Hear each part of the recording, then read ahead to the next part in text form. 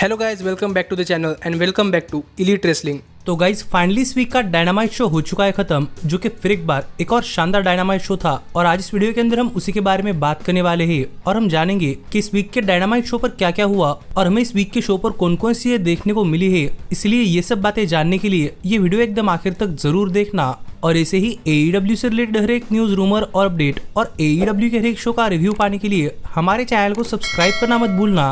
पर अब ज्यादा देर ना लगाते हुए चलिए ये वीडियो शुरू करते हैं और करते इस वीक हुए डायनामाइट शो का रिव्यू और जानते हैं कि इस वीक के डायनामाइट शो पर क्या क्या हुआ। तो गाइज इस वीक के डायनामाइट शो की शुरुआत AEW इंटरनेशनल चैंपियन, जो कि अपने आप को USA चैंपियन कह रहे हैं, यानी कि MJF ने की।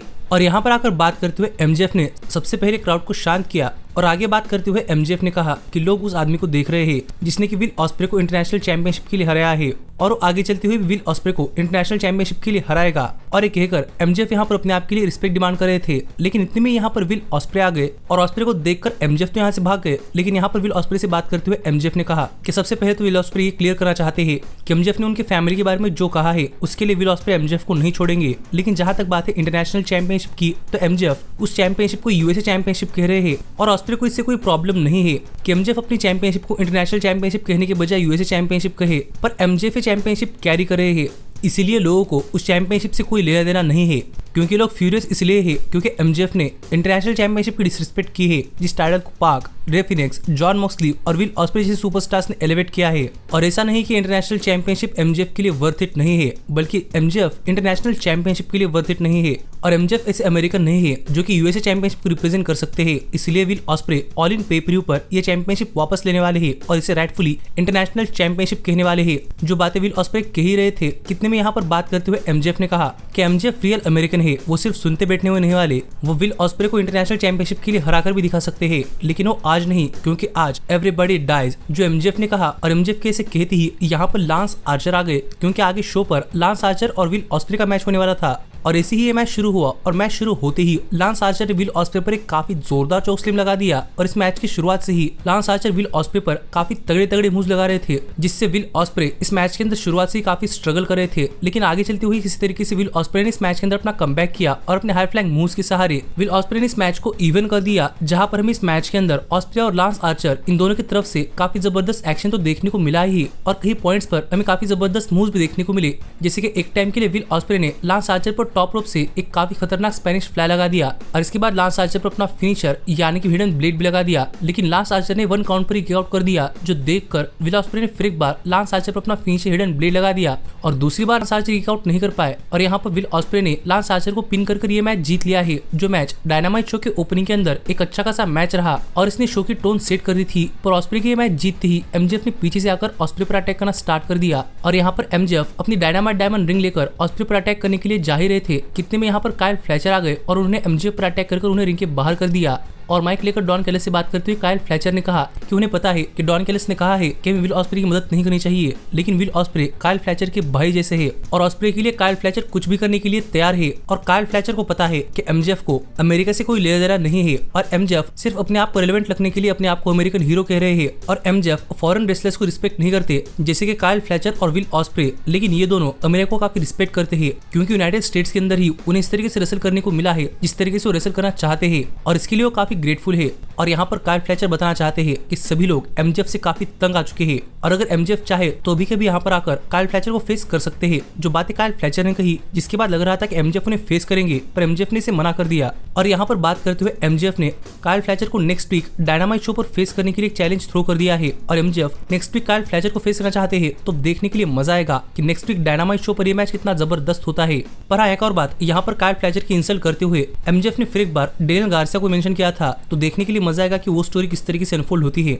पर इसके बाद हमें डायनामाइट शो पर स्वर्ड स्ट्रिकलैंड के लिए खाए वीडियो देखने को मिला कि किस तरीके से वो वर्ल्ड चैंपियन बने हैं। जिसके बाद हमें जेरिको वर्सेस मिनोरू सुजुकी के मैच का एक रिकैप देखने को मिला। और आगे शो पर एलेक्स मार्वेज बैकस्टेज में जेरिको और उनके फैक्शन का इंटरव्यू ले रहे थे। और यहाँ पर सबसे पहले एलेक्स मार्वेज ने बिग बिल से पूछा कि यहाँ पर केक क्या कर रहा है, और बिग बिल ने कहा कि वो यहाँ पर जेरिको की विक्ट्री सेलिब्रेट कर रहे हैं, क्योंकि जेरिको 102 दिनों के लिए FTW चैंपियन बने हैं। और यहाँ पर आगे बात करते हुए जेरिको ने कहा कि Jericho longest running FTW world champion बने हैं। पर लास्ट वीक शिवाडा ने यहाँ पर आकर जेरिको पर अटैक भी किया था, और शिबाटा को लग रहा होगा कि वो काफी स्ट्रांग है और उनके पास पूरा बैकअप है, लेकिन वो समझ ले कि उनके पास हुक भी नहीं है और समोआ जो भी नहीं, क्योंकि उन दोनों को जेरिको ने साइड में लगा दिया है।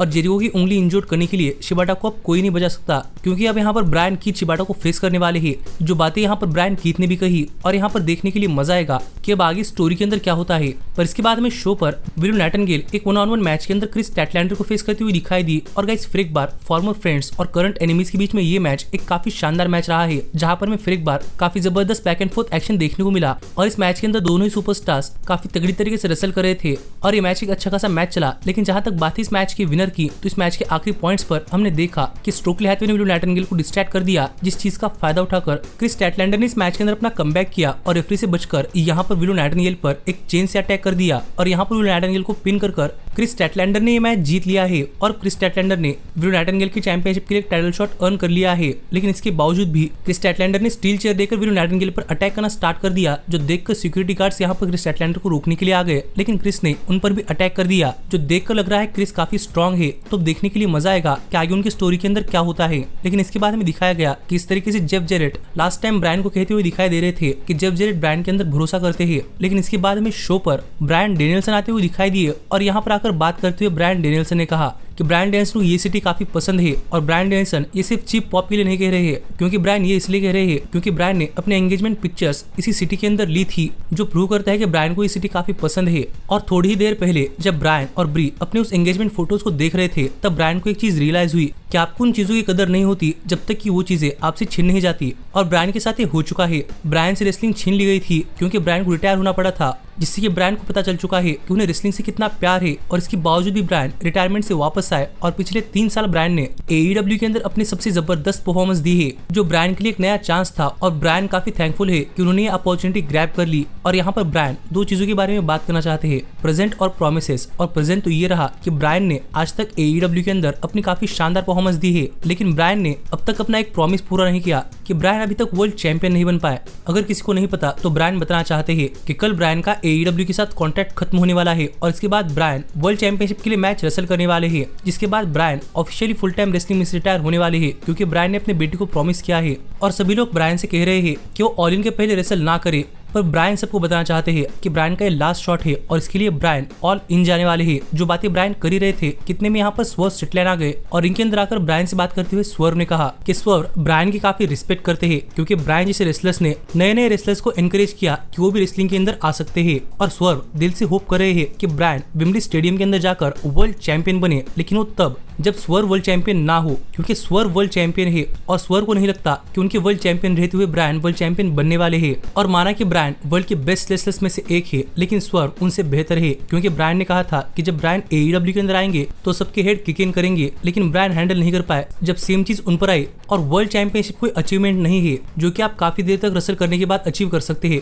वर्ल्ड चैंपियनशिप एक रिस्पेक्ट है जो कि आपको अर्न करनी पड़ती है, और वो ब्रायन कभी नहीं कर पाएंगे, क्योंकि ब्रायन ने ऑस्प्रे को चैलेंज किया था और ब्रायन ने क्लासिक मैच दिया, लेकिन आखिरकार ब्रायन हार भी गए और वो इंजर्ड भी हो गए। लेकिन स्वर्व ने विल ऑस्प्रे को वर्ल्ड चैंपियनशिप के लिए हराया है। ब्रायन द एलीट के खिलाफ एनआरकी इन द अरीना मैच के अंदर उतरे, लेकिन ब्रायन द एलीट के खिलाफ नहीं जीत पाए। पर स्वर्व जब उतरे तब स्वर्व ने ब्लड एंड गट्स मैच के अंदर द एलीट को हरा दिया। और last year swerve all in के अंदर कम्पीट कर रहे थे, लेकिन ब्रायन अपने ब्रोकन आर्म के साथ अपने घर पर बैठे थे, जो बताता है कि ब्रायन प्रेशर हैंडल नहीं कर पाते। और ब्रायन यहाँ पर सबको प्रॉमिस कर रहे हैं, लेकिन स्वर्व अपने तरफ से ब्रायन को एक प्रॉमिस देना चाहते हैं कि वो ऑल इन पे-per-view में वर्ल्ड चैंपियन नहीं बन पाएंगे। और वर्ल्ड चैंपियन बनना तो छोड़ो, ब्रायन मैच के बाद अपने पैरों पर वापस भी नहीं जा पाएंगे। जो बातें कहकर स्वर्व यहाँ जा रहे थे, लेकिन यहीं पर बात करते हुए ब्रायन ने कहा कि उनके पास एक और प्रॉमिस है कि ऑल इन पे-per-view के अंदर अगर ब्रायन AEW वर्ल्ड चैंपियन नहीं बनते तो ब्रायन आज के बाद कभी भी रेसल नहीं करेंगे, यानी कि ये टाइटल वर्सेस करियर होगा।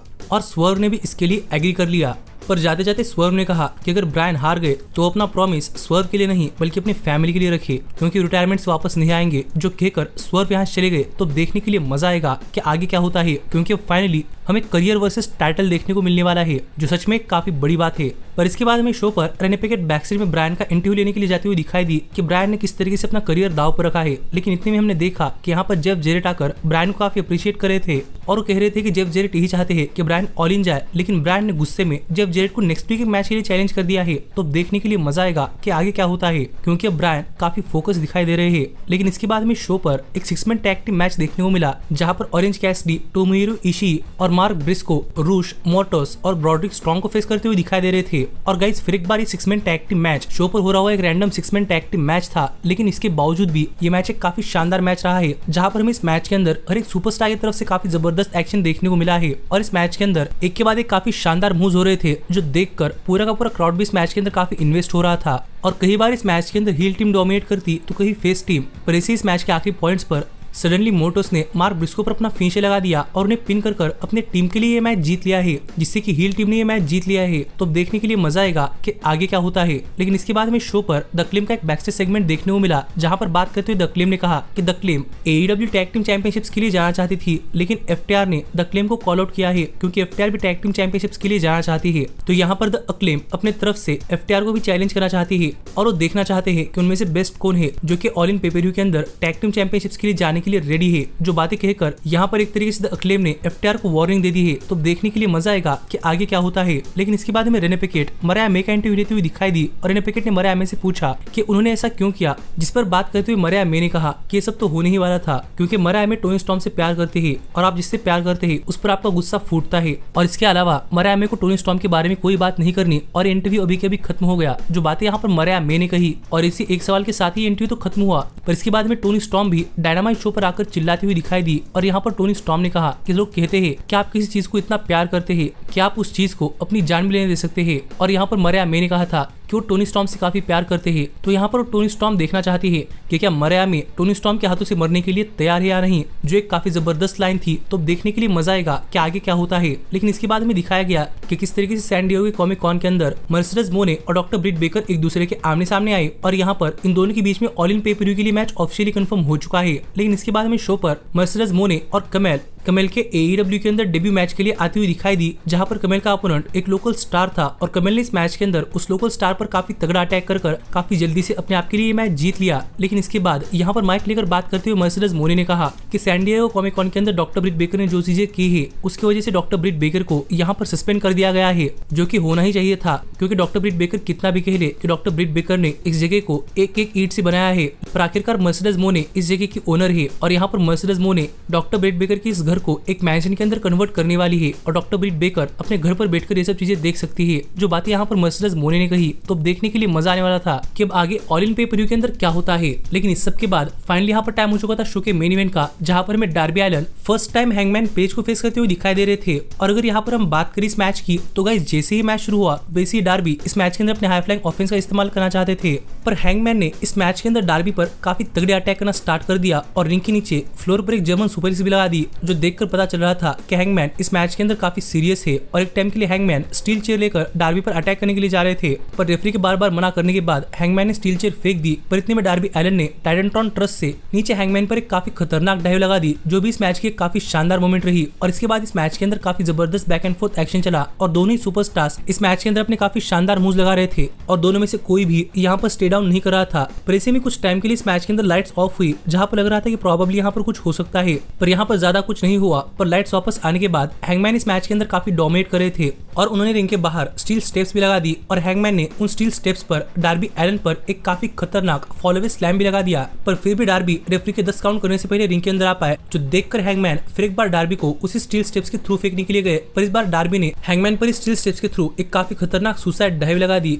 और आखिरकार उन्हें रिंग के अंदर ले जाकर surprisingly Darby Allin Hangman Page पर उनका ही फिनिशर बकशॉट लैरिएट लगाने के लिए गए। पर हैंगमैन ने डार्बी पर ही बकशॉट लैरिएट लगा दिया, पर फिर भी डार्बी आउट कर पाए, जो देखकर हैंगमैन ने डार्बी पर लगातार 2 बार अपना फिनिशर डेडा लगा दिया और वो फिर एक बार बकशॉट लैरिएट के लिए जा रहे थे। लेकिन डार्बी अपने पैरों पर खड़े ही नहीं हो पाए, क्योंकि उन्होंने काफी मार खाया था। और ये देखकर हैंगमैन पेज कुछ समझ पाते इससे पहले ही डार्बी ने हैंगमैन पेज पर एक रोल अप पिन कर दिया जिसके सहारे डार्बी एलन ने मैच जीत लिया है और मैच जीतते ही डार्बी एलन रिंग छोड़कर भाग गए, जो देखकर हैंगमैन पेज यहाँ पर काफी ज्यादा गुस्सा हो चुके थे और इसी इस वीक का डायनामाइट शो ऑफ एयर गया, जहाँ पर मुझे भी नहीं लग रहा था कि हैंगमैन ये मैच हारेंगे, लेकिन ऐसा हो चुका है। तो अब देखने के लिए मजा आएगा कि अब आगे क्या होता है। पर ऐसे इस वीक का डायनामाइट शो ऑफ एयर गया, जिस शो पर आपका क्या कहना है आप मुझे कमेंट कर बताइए। लेकिन गाइस जाते जाते मैं आपको शेन मैकमैन और AEW से रिलेटेड एक काफी बड़ी अपडेट बताना चाहूंगा कि गाइस हाल ही में इंटरनेट पर शेन मैकमैन और टोनी खान की फोटो लीक हुई है, जहां पर बताया जा रहा है कि शेन मैकमैन और टोनी खान ये दोनों जुलाई 29 को एक एयरपोर्ट के ऑफिस के अंदर एक दूसरे से मीटिंग कर रहे थे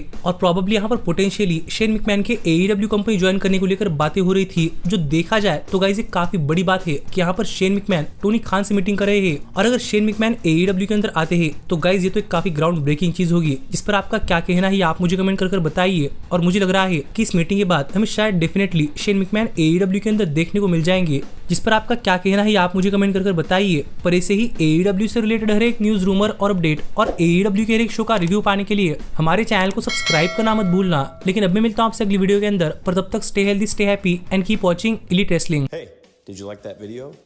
Click the screen for more.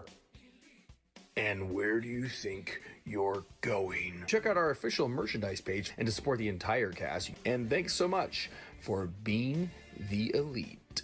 The elite, the elite. What, Nick, you're not going to sing it all with me this time?